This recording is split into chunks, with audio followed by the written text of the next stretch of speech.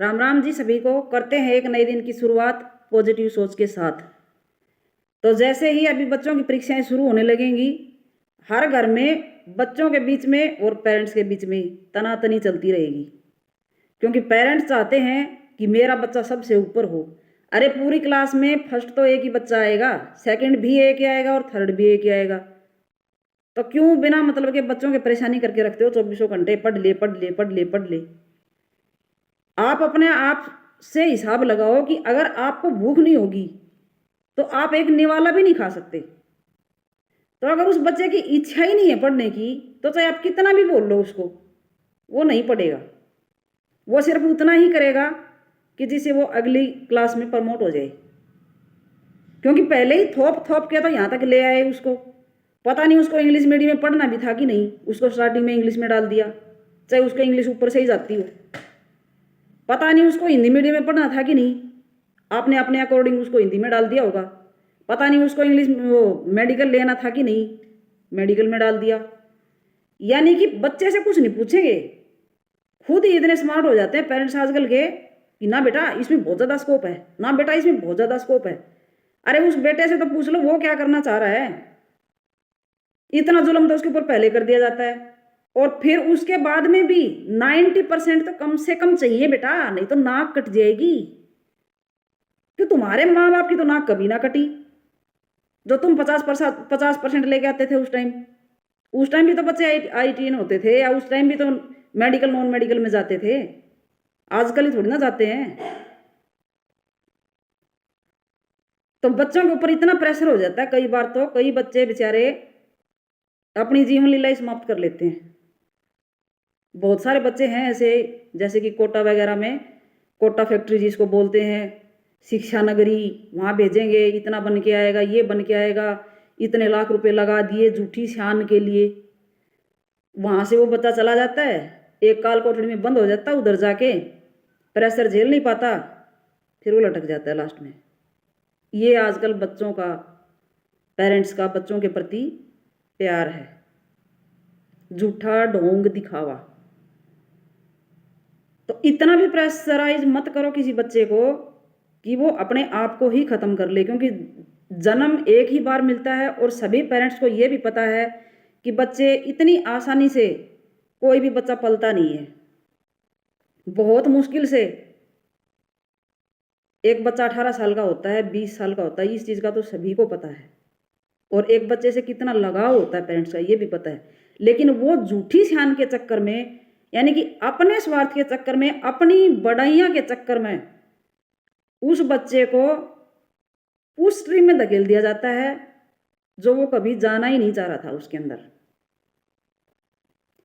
यानी कि कई बच्चे बहुत अच्छा कर सकते हैं, किसी की आर्ट अच्छी होती है, किसी की बागवानी अच्छी होती है, या किसी की हिंदी अच्छी होती है, या किसी की और जैसे किसी की सिंगिंग अच्छी होती है, किसी की डांसिंग अच्छी होती है, या कोई मतलब कि जैसे कि सोशल वर्कर अच्छा बन सकता है, कोई लीडर अच्छा बन सकता है। यानी कि हर एक बच्चे की अलग अलग उसकी वैरायटीज होती हैं। लेकिन बच्चे की आजकल कुछ कोई नहीं सोचता, अपने अकॉर्डिंग ही उसको बनाएंगे, जो वो कभी नहीं बन पाता। क्योंकि आपको अगर भूख नहीं लगेगी तो आप रोटी का एक निवाला भी नहीं खा सकते। खा के देख लेना कभी, खा भी लोगे जबरदस्ती तो पूरे दिन परेशान करेगी वो। तो वही चीज बच्चों के साथ होती है।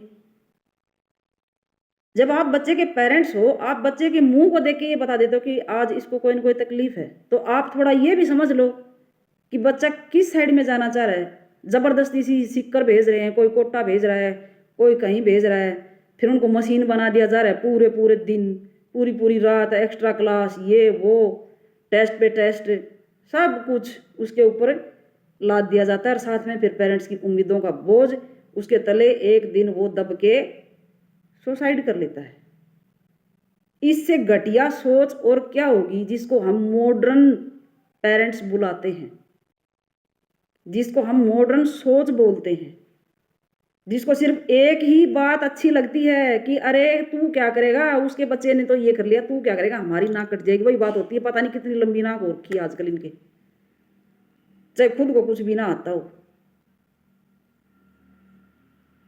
तो बजाय कि एक अच्छा डॉक्टर बनाने के, बजाय कि एक अच्छा इंजीनियर बनाने के, अगर आप अपने बच्चे को एक अच्छा इंसान बनाओगे तो ज़्यादा बेटर रहेगा उस बच्चे के लिए भी और आपके लिए भी, क्योंकि बच्चे के मन में आपके प्रति अपने आप लगाव हो जाएगा और आपका तो बच्चे के प्रति रहता ही है।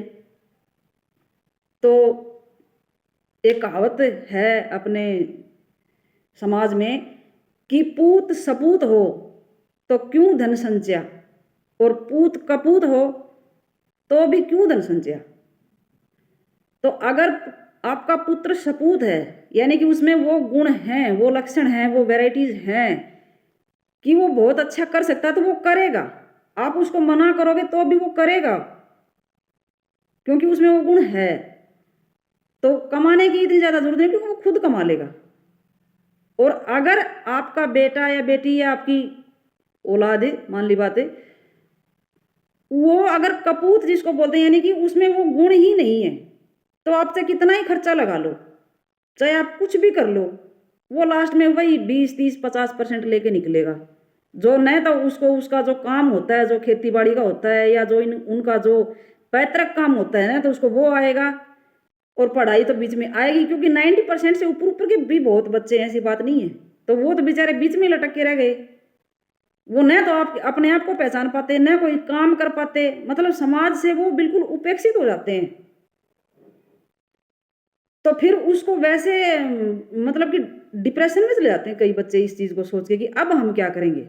यानी कि एक एज तक तो ठीक है, आप खर्चा लगा रहे हो, वो रह रहे हैं, कभी कॉलेज जा रहे हैं, कभी स्कूल जा रहे हैं, कभी कोचिंग संस्थान में जा रहे हैं, तो वहां पे खूब खर्चा आप लगा रहे हो, और वो बैठे हैं उधर, वो घूस थोड़ी ना रही है, वो चीजें हवा में जा रही है उनके उधर से। बहुत सारे वैसे बच्चे हैं जो पीछे बैठ के सो के आ जाते हैं बस। तो एक एज तक तो ठीक है, 20 साल तक ठीक है, 22 तक ठीक है, 25 तक ठीक है, बाद में कहाँ भेजोगे, आए तो का घर पे ही वो। फिर जो जो तुमने आज तक सेविंग की थी वो तो उसके ऊपर लगा दिया, उसके हाथ में कुछ आया ही नहीं, वो 50% ले रहा है, 60 ले रहा है, कौन पूछता है। तो ये चीजें हैं। तो अपने बच्चों को भी बचाएं और खुद को भी बचाएं लूटने से। तो stay healthy and be regular.